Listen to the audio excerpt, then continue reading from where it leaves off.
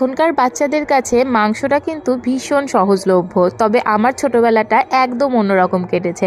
আমাদের বাড়িতে ঠাকুমা দাদুকে দেখেছি একদমই মাংস খেত না, আর মা বাবা মাংস খেতে পছন্দ করতো না।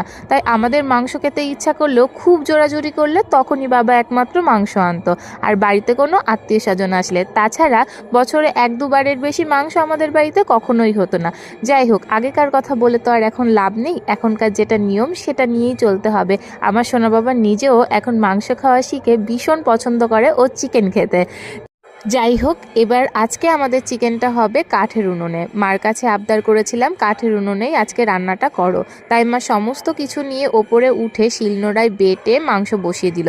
আর নতুন আলু দিয়ে এই ঝোলের যে কি টেস্ট, সেটা না খেলে হয়তো বিশ্বাস করা যাবে না।